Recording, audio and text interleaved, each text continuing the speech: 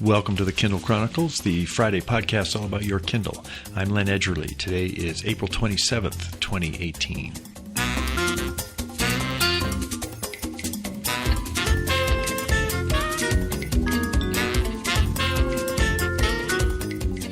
Greetings from sunny downtown Denver, where I regret that I will miss a family gathering on Sunday, April 29th, when my mother Lois will celebrate her 89th birthday back in Cambridge, Massachusetts. Since she has supported my creative endeavors ever since I published a neighborhood newspaper, the Clay Pit Flyer, when I was 8 years old, I would like to dedicate this episode of the Kindle Chronicles to a remarkable woman. She is an author, a painter, and the indispensable connector for 4 generations of our family. Alexa, sing Happy Birthday. Happy birthday to you. Happy birthday to you. Happy birthday, happy birthday. Happy birthday to you. My guest this week is longtime listener Brett McNeill, a pastor from Olympia, Washington, who will give us a first-person account of how the Amazon Go store in Seattle works and what sort of food is on offer there. It was mostly kind of appealing towards people who are more health conscious or think they are. Also this week, Mr. Bezos goes to Washington, Wall Street goes gaga over Amazon's first quarter earnings, Alexa gets smarter, Prime gets more expensive, and your car becomes a destination for free shipping.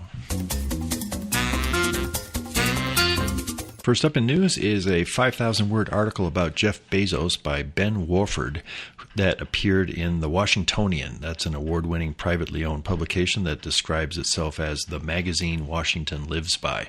The piece goes into great detail about the Amazon CEO's plans for the huge home he purchased in D.C. last year for $23 million. One of the 2 buildings will be the Bezos family quarters, and the other will become what Wofford describes as, quote, a veritable Death Star of Washington entertaining. It's difficult not to be intrigued by details of such a palatial residence, but what interested me more was Wofford's analysis of what Bezos hopes to accomplish in the nation's capital. It's not about currying favor with politicians in order to advance Amazon's corporate agenda in this account, which drew on conversations with more than 40 people, quote, in or around Bezos' circle. Rather, Bezos is drawn to D.C. like a moth to a light because the new Washington is a vibrant swirl of tech, commerce, and cyber intelligence. It turns out that Bezos' connections to D.C. go all the way back to the genesis of Amazon. The Washingtonian story shows Bezos visiting the corporate headquarters of AOL, America Online, on his and his wife's famous drive from Wall Street to Seattle by way of visiting his parents in Texas. He stopped in to visit with AOL's president at the time, Ted Leonsis, to talk about the idea of creating an online bookstore. Leonsis has since become a sounding board for Bezos. Over the years, Bezos has formed other important relationships in D.C., one of which, with Donald Graham, resulted in his purchase of the Washington Post in 2013. This history is well told and shows how purchase of the biggest home in Washington didn't exactly happen on a lark. It's part of a long and increasingly apparently satisfying connection that Bezos has established in Washington, where it seems he's more prominent in social and intellectual circles than he appears to be in Seattle. I always enjoy writing that highlights a side of Jeff Bezos that I haven't seen before, and in this article, 2 characteristics emerge in a fresh way: his curiosity and the original cast of his mind. Practically everyone who has broken bread with Bezos calls out one word, Wofford writes, very curious. Well, that's actually 2 words, but you get the idea. You really feel like he's curious about you, said one acquaintance. Bezos has earned respect and loyalty from the staff of the Washington Post, not only because of the millions he has invested in beefing up the news staff and digital prowess of the paper. At a gathering of reporters at a restaurant, the new owner was impressive, one said, because, quote, he has the humility to know when he doesn't know what you're talking about. At one point at this gathering at a restaurant, Bezos offered an insight about police shootings. Here's the account. He wondered if the process could mirror medical licensing, in which disciplinary incidents are deliberated before a certified board of investigators, and the ultimate imperative is truth-telling, not punishment. If some of the liability could be collectivized, Bezos wondered aloud, it might reduce untruths. It was fascinating, says one of the reporters in earshot. I had never thought about that. Afterward, a guest turned to a colleague as they stepped out for air. That guy is obviously a genius. Well, I've worked in newsrooms, and reporters very rarely throw around terms like genius about the people they're covering. Invitations to the new Bezos residence, I'm sure, are going to be the hottest ticket in town. Sally Quinn, a widow of longtime Post editor Ben Bradley, described a 4-hour gathering hosted by Bezos in a private room at Fiola Mare. He had a great sense of humor, she said, teasing and teasable. Nobody wanted to go home. It was a blast. One surprising tidbit in this long article is that Bezos seldom drops by the big Amazon office in D.C., and I got to thinking that might be a negative for the D.C. area's hopes to land HQ2. If Bezos goes there mainly for the Post, for Blue Origin, spaceship schmoozing with the Defense Department, and stimulation of the new D.C. power elite, he might not relish the pull of a headquarters office in that city. His lower profile in Seattle fits with how much time he probably spends at HQ1. So this story actually left me thinking maybe Boston is back on the top of the list of prospects for HQ2. This story is well done. It's an excellent read. I think you'll find some fresh things in it if you're a follower of Bezos like I am, and I'll have a link to it in the show notes at thekindlechronicles.com. In other news, Amazon yesterday released better than expected revenue and earnings for the first quarter. That prompted the stock to zoom up. It closed at 3.6% up today in a generally down market, and the closing price was $1,572.62. One analyst I saw revised his stock price forecast that to rise to an even $2,000 a share. I think maybe by the end of the year. I'm not sure what the time frame was on that. Part of the bullish outlook relates to the company's announcement in a call with analysts that it is going to increase the price of Prime membership from $99 a year to $119 a year in the U.S. effective May 1st.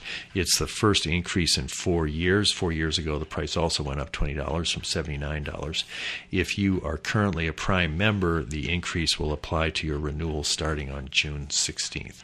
This ends up being a big number now that we know that there are 100 million Prime members. That's worldwide, not just the U.S., but most of them are in the U.S. probably.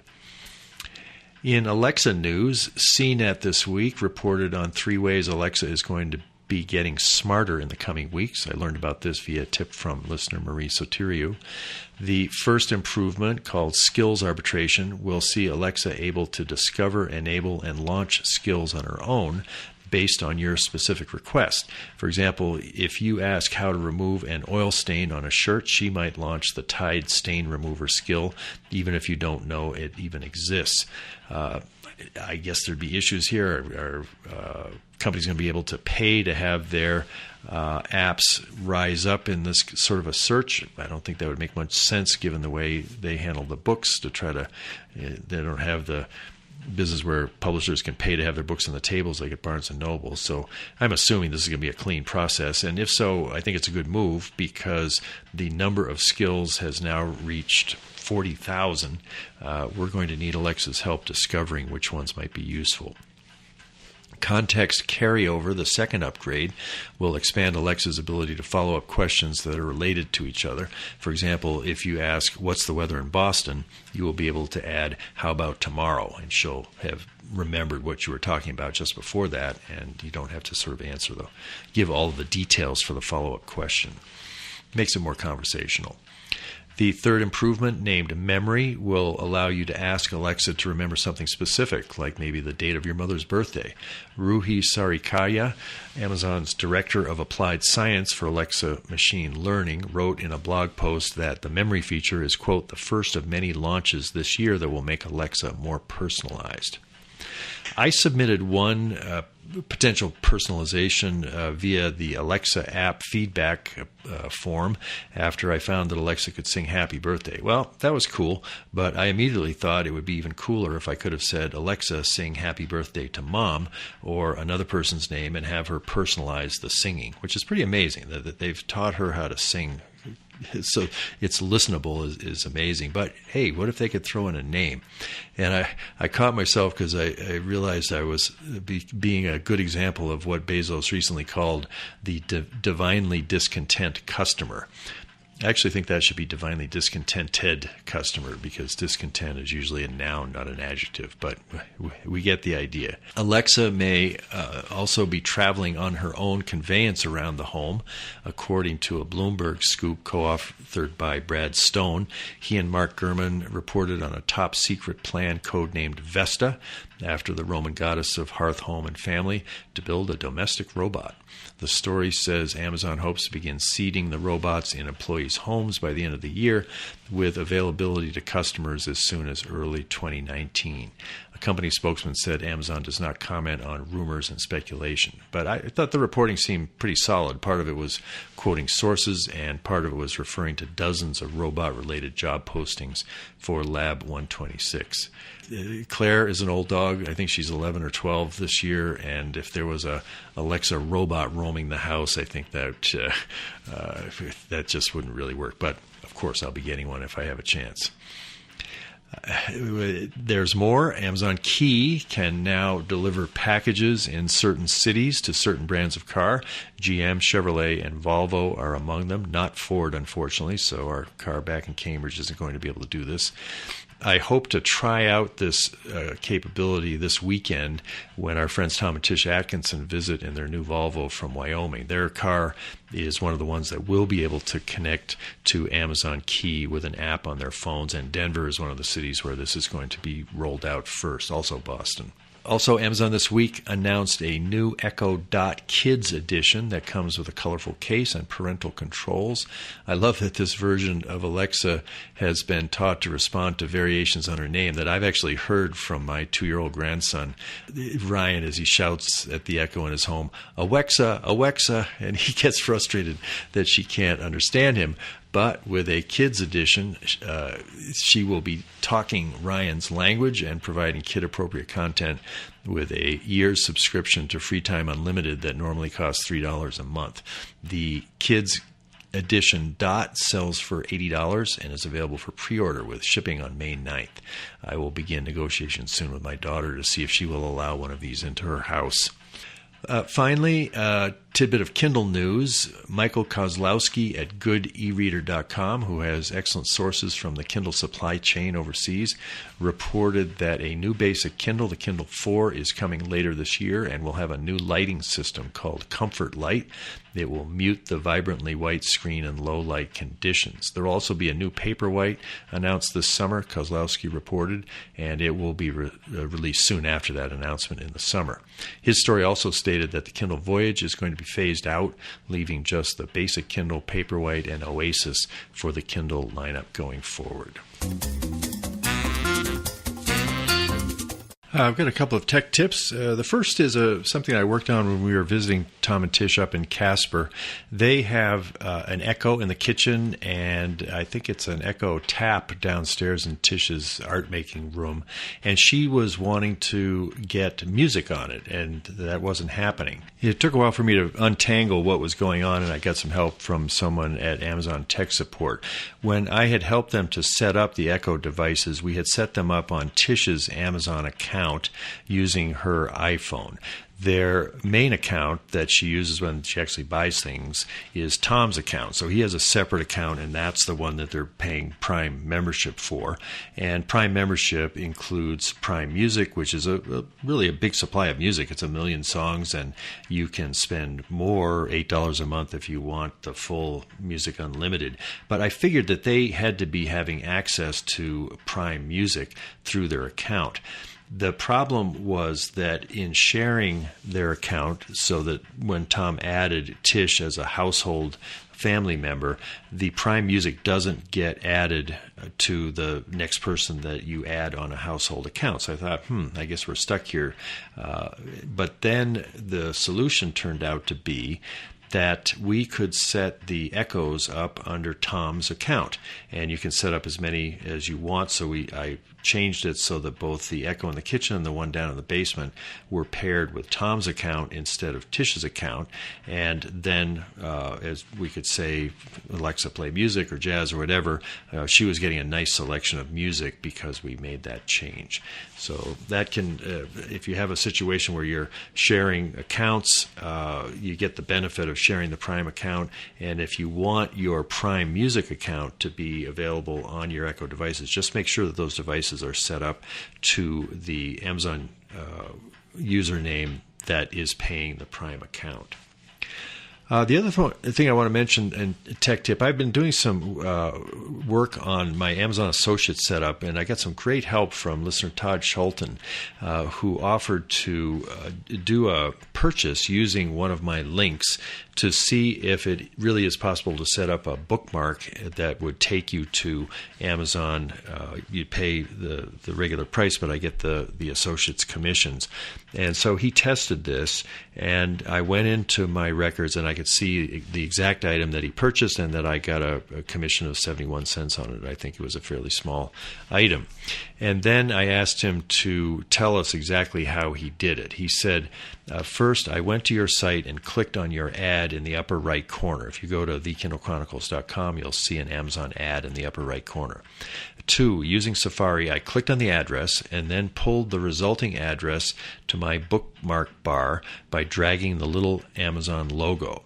I shortened the name of the link so it didn't take up too much space. When I wanted to make the purchase, I just clicked on the bookmark, and it took me to a normal-looking Amazon page.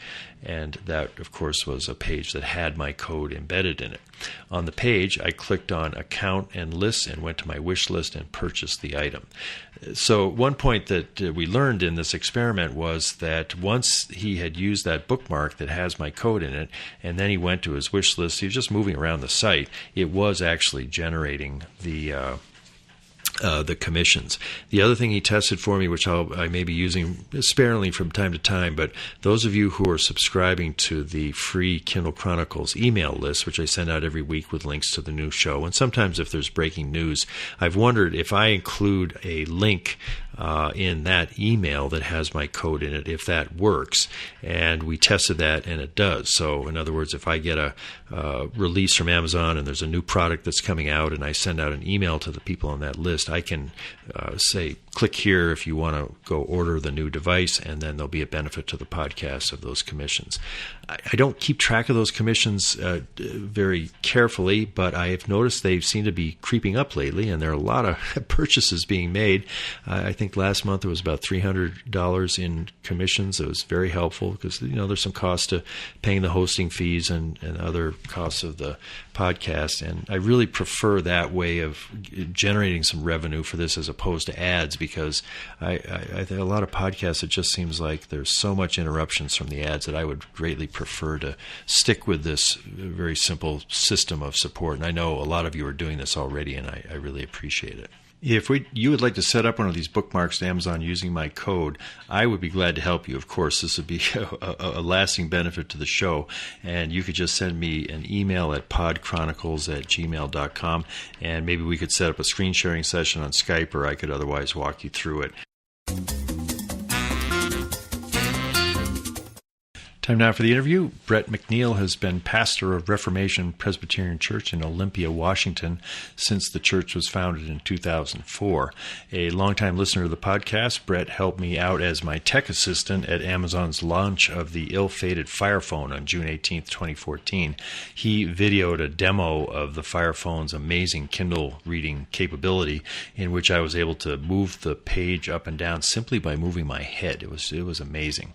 I'll have a link to that video in in the show notes. We also had a chance that day to talk about the Fire Phone with Dave Limp, who was then Senior Vice President of Amazon Devices. His current title is Senior Vice President, Devices and Services. I just listened to the conversation Brett and I had immediately after the Fire Phone announcement, and with 2020 hindsight, I think I can imagine that Brett's impressions of Jeff Bezos at that event nearly 4 years ago may have represented a kind of premonition about whether the Fire Phone would match the success of the Kindle and Fire tablet devices, which were introduced by Bezos at media events in Santa Monica and New York. Here's an excerpt. It seemed to me when I watched the Santa Monica and even the New York show keynotes, Jeff Bezos was a force to be reckoned with. He was the new Steve Jobs. He was excited. He was evangelistic. He was unstoppable. He couldn't get the good news out fast enough with a big enough smile. And he seemed excited today, but much more subdued. He even stumbled at a couple places. Maybe he didn't rehearse as much. Maybe he felt more confident going in. Or maybe this wasn't as much his passion. We had talked earlier that you had mentioned that, especially at the New York event and then the Santa Monica, it was a lot about the DNA of Amazon, that they want to make money when people use their devices, not when people buy their devices. And there was very little discussion of the Amazon philosophy and the DNA today. Interesting. Flash forward almost 4 years. Brett and his wife, Jen, have 4 daughters, 2 of whom last week accompanied him on a visit to the Amazon Go store and the Amazon Spheres in Seattle. I have not had a chance to visit either of these sites myself yet, so I was very interested to hear his impressions. I Skyped to him in Olympia, Washington, Wednesday from Wyoming, where we were visiting Tom and Tish, and I began by asking for a description of the neighborhood where the only Amazon Go store in the world is located. It is straight downtown, so 5-minute walk from the Space Needle. It's about a mile, if that, up from the wharf, from the coast. Mm-hmm. But it's just downtown, not quite over by the headquarters where you and I went and met with Dave Limp and whatnot. Right, so right. It's how far would it be from there? Like a couple of miles, or? Yeah, it'd be a few miles from there. Yeah, I see. Yeah. So they just plopped it smack right in the middle of the heart of the city. Smack in the heart of the city, but about a minute from the Spheres. I see. A minute walk? A minute walk from the Spheres. Oh, I see. Well, that's handy, because I could see sort of a tourist attraction element to this. You come in, you want to see the Spheres, you want to buy at a store, you don't have to deal with a register. Yeah, there were definitely a lot of people in the store that seemed like they were tourists, just looking around, and then there were people in the store that looked like they were customers buying something. So you got the vibe that there was both. Yeah. Very much so. Well, how does it work? Okay, so you download the app on your phone and you log into your account, and then they just put a barcode up on the screen, and you just put your phone. It's kind of like a subway or a zoo entrance where you kind of go through the little turnstiles. They're just little plastic gates that open and close and let each person in. And you put your phone down on it, and once it scans it's not a barcode, it's one of the QR codes, and it opens the gates, lets you in, but you have to scan it for each person in your party. So I had 2 of my daughters with me, and so I scanned my phone 3 times so that no matter what any of us picked up, it was on my account. So did you scan it? You went through and hand the phone back to them so they could scan it? No, I put my phone down, let one daughter walk through, scanned it, let the other one walk through, and then I scanned it, and I walked through last, yeah. My niece was also with us, and she scanned her own account. She had it on her phone, so...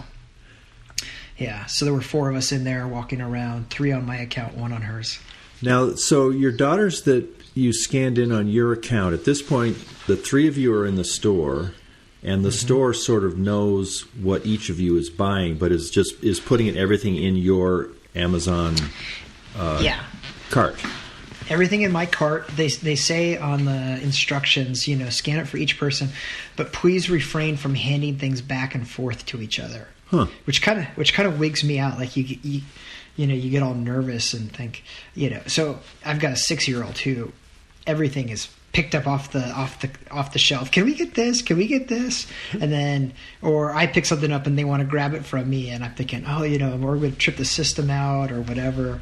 But yeah, the cameras were watching all three of us as individual people, but anything would have gone on my account. It just has a hard time, at least that's what they said in the instructions, letting it go from one person to another. So, any idea what that's about? I don't understand why that would make a difference to them if it's all in the same basket and paid from the same account.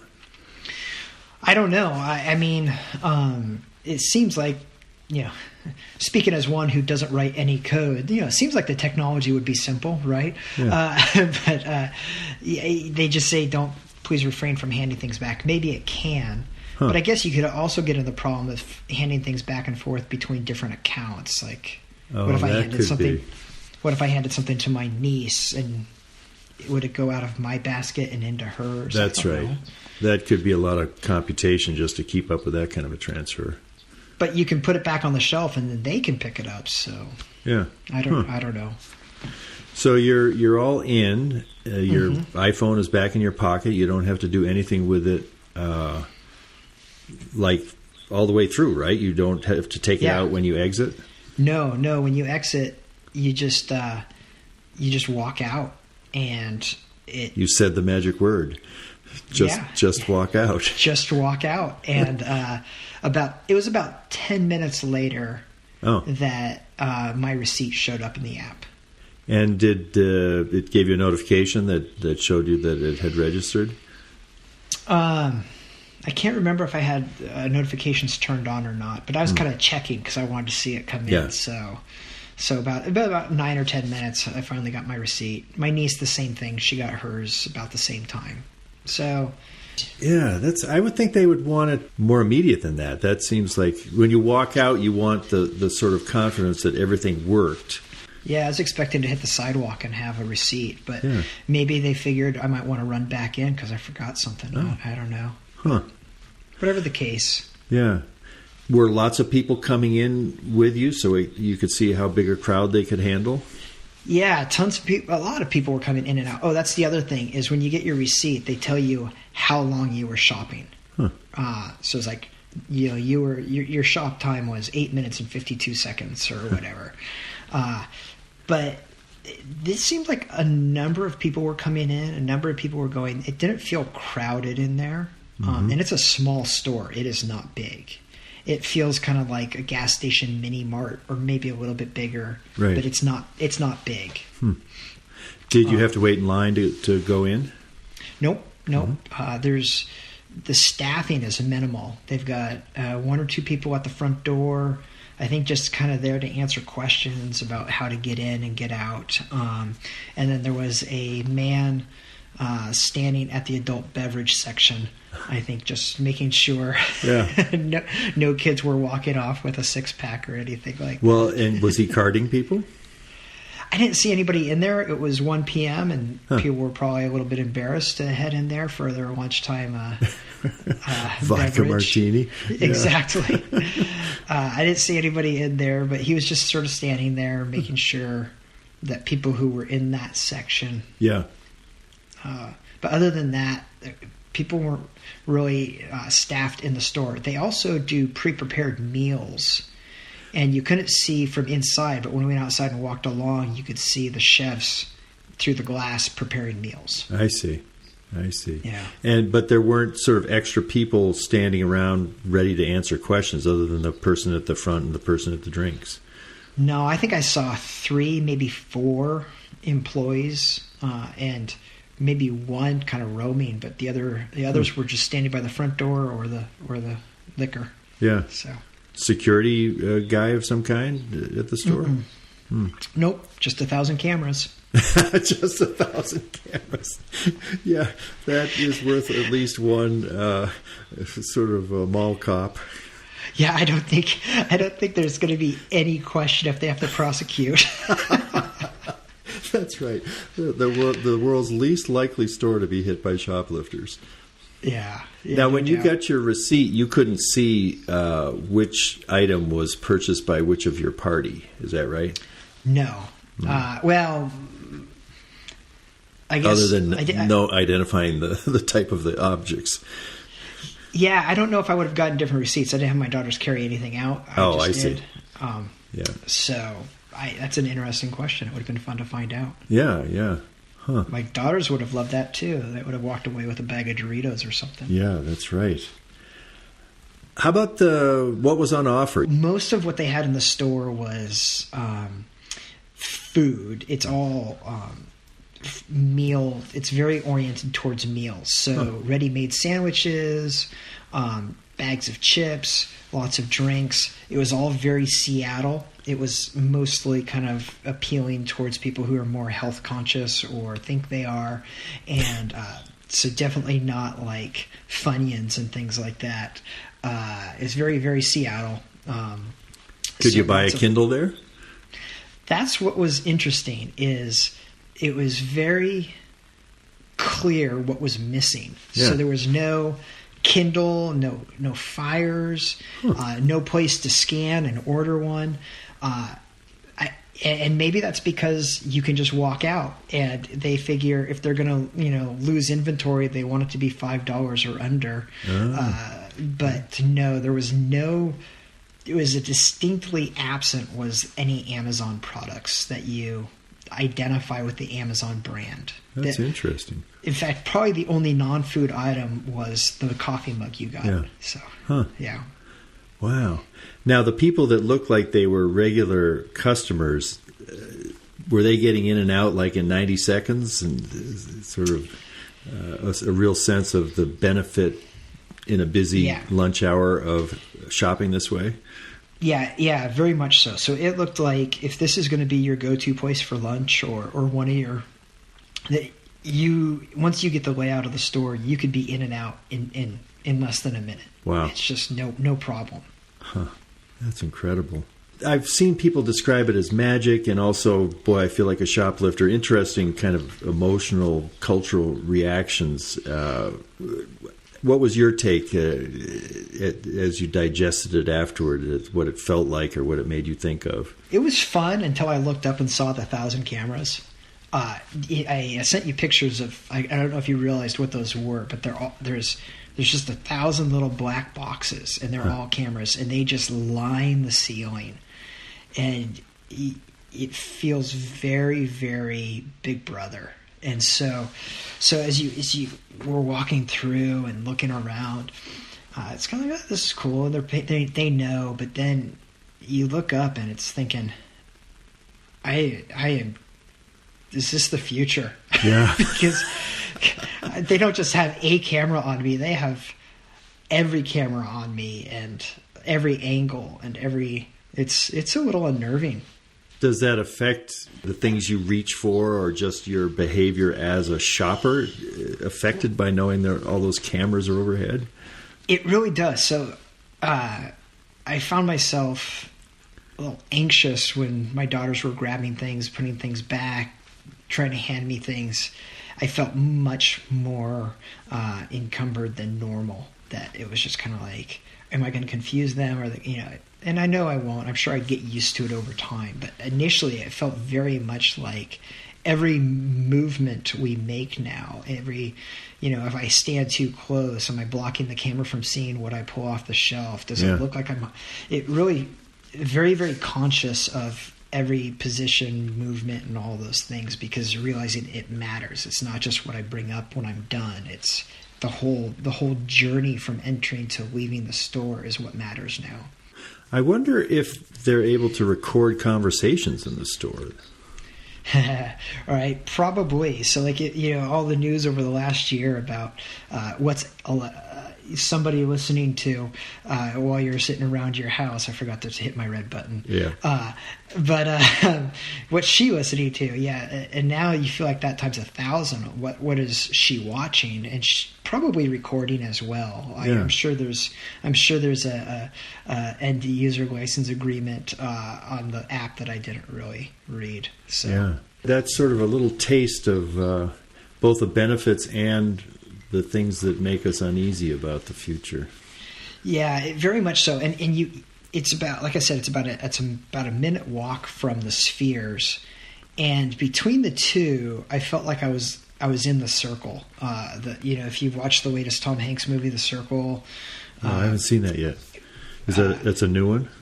Yeah, it came out last year. Uh-huh. Tom Hanks, Emma Watson, if that's who plays Hermione, and it's sort of a Google-esque workplace where your life is transparent and it's very surreal.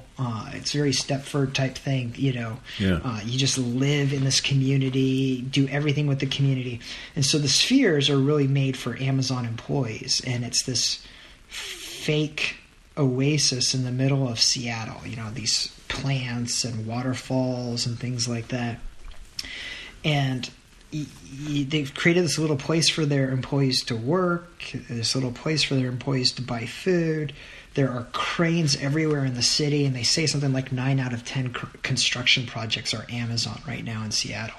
They're building places for their employees to live, and you just kind of feel like you're entering the Circle. And now, were you able to go in the Spheres? There is a little place in the basement or the bottom level that's for tourists to kind of come in and read about the Spheres and things like that, and little instructional videos, but you can't actually go into the actual areas. Yeah, you can't experience what it's like to be amongst all that vegetation. No. Huh. So that's off limits. So the combination of the Spheres and the Amazon Go store and the cranes, you feel like you're living in a movie about the future. Very much so. And it just sort of creating this whole community and environment where you can work for Amazon, live with Amazon, eat from Amazon. It really is a little bit. And I get it. I get they're trying to be good to their employees. I get that they're trying to make it enticing and easy, because it's hard to live downtown and you want things to be close. Parking is a nightmare. And it's very expensive. You don't want to have to be a slave to a car and things like that. But you just wonder what part of your life wouldn't be with the company. Yeah. And the fact that all of it's benign and high customer ratings, everything is done in a way that appears good, and yet the overall construct raises, I guess it's almost philosophical questions. I think so. Yeah. And what happens if something goes south, or yeah, we lose power. Yeah. So you walked from the store down to the Spheres? So we came up from the wharf, and so we passed the Spheres first on the way to the store, and then went back afterwards to the Spheres and went in and looked around. I see. Checked out the signs and the information, and they have probably more employees there explaining things than they do at the Go store. Huh. Yeah. Does it feel frustrating to not be able to go in and see what it's like to actually be inside the Spheres? A little bit, but I totally get it. I mean, if they've tried to create a workplace that's appealing and serene and nice for their employees to go work, then what a nightmare that would be to have tourists walking through, talking, asking you to take pictures of them, asking you about, you feel like a monkey at a zoo. Exactly. You get no work done whatsoever, yeah. Which would sort of destroy the entire purpose of the Spheres. Yeah. I get it. You got to protect that place if that's what the point is. What about having been in the Amazon Go store? Can you imagine that kind of technology being deployed at a Whole Foods?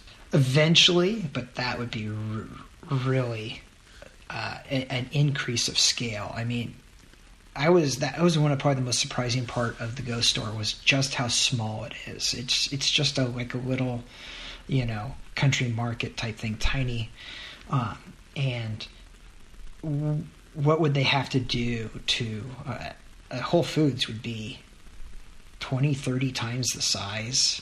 Yeah, and you think of the number of cameras that it takes just to do this little one. Yeah, the number of cameras, the number of products, the number of bodies. That just would increase it in scale. And eventually, they'll get there. I mean, this was a huge step. This was from a non-existent technology to a decent size. But it's just like Amazon originally started, and they were books only. This is food only, and what's it going to take to go from there up? And I guess my niece was reading something where somebody walked out and didn't get charged, and Amazon said, "That's okay. We're so confident in our technology that if you don't get charged, then it's on us." Well, that's a little harder to say if you're selling Fire TVs and and every once in a while you lose a sandwich. Yeah, exactly. That's different than if you lose an Oasis, right? So, yeah, I think that's going to take time before they could map it out to that scale. But. Yeah. I saw yesterday they announced, I thought it was a joke at first, that they can now deliver packages to your car. And in certain cities, Denver and Boston being two of them, and certain brands, GM, Chevy, Volvo, you somehow pair your Amazon Key app with the OnStart technology that's making the car visible. And when you check out, one of the check possibilities is deliver this to my car, and it has to be within a 2-block area, and the person goes and their iPhone opens your trunk, they put the package in the trunk, their iPhone closes the trunk, and that's a little scary. Yeah. I mean, I've gotten used to them delivering packages in my home in Cambridge, and it's surprising to me how quickly it has seemed normal. And there have been times, like we took an unexpected trip up to Maine, and I had ordered something, so I wasn't going to be there, and my phone goes off. I see the guy open the door. I see him put the thing, slide it in.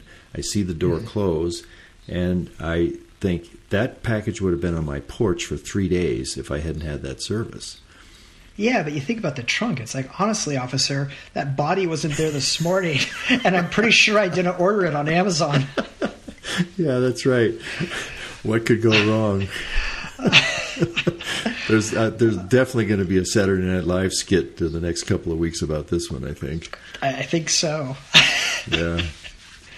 Well, what do you hear as a Seattle area resident about the whole prospect of HQ2 being located somewhere else in the country, possibly Toronto? Toronto, probably not, but I haven't heard anything. I could speculate. I live about an hour from Seattle, and so I'm definitely not ear to the ground there. But on the one hand, Amazon doesn't seem to be slowing down in Seattle. There are construction sites everywhere. Wow. It is, and they're all Amazon. They're building like it's nobody's business. So I don't think there's any fear of things slowing down. And at the risk of offending my neighbors, Seattle loves to complain about big business and to benefit from it. And so I don't know. I mean, there's that tendency to complain about Amazon and places like that, and at the same time to reap all the benefits of having the big business. And the city would tank if Microsoft, Boeing, or Amazon left, because there are so many dependent. So, yeah. So they might say good riddance in one hand, but freak out if actually HQ1 left as well. So yeah. And I think Amazon's growing fast enough that there's plenty of business for multiple cities. I want to thank Brett for taking the time to do a careful reconnaissance at the Go store. His mention of 1,000 cameras on the ceiling led me to search media accounts of the store's opening 3 months ago. I saw references to 100 cameras in one story and hundreds of cameras in another. So I think there are probably well under 1,000 cameras in the store. But from the photo that Brett emailed me, there are a lot of cameras up there, and they're black against a black background, so it does look a little ominous. By the way, I did watch The Circle yesterday. I downloaded it. It's available as a free download on Amazon Prime Video. Great movie. Emma Watson and Tom Hanks play strong roles in it. And I could see what Brett was talking about in the sort of cloying effect of everything was The Circle, which is the name of the company, and how I can imagine in Seattle in particular it has some of that same feeling that Amazon is employing people and it's got stores and it's all just Amazon. Next week's guest will be Séamus Bellamy, a blogger whose specialty is reviewing e-readers while traveling North America in an RV. So he combines two of my dream avocations in one life, and I can't wait to talk with him. We are scheduled to connect by phone somewhere on his journeys in Alberta, Canada. It looks as if I'm going to be reviving a dormant podcast, theedgeoftheroad.com, because I got word from Tesla that our new Model 3 is going to be ready for pickup on May 8th in Dedham, Massachusetts. Very exciting. I'll be flying out to do that. After lengthy discussions, Darlene and I have agreed on a name. We're going to call her Tess. This is Len Edgerly in downtown Denver for the Kindle Chronicles. I really appreciate your taking the time to listen to my show. Have a great day. Bye. And happy birthday, Mom.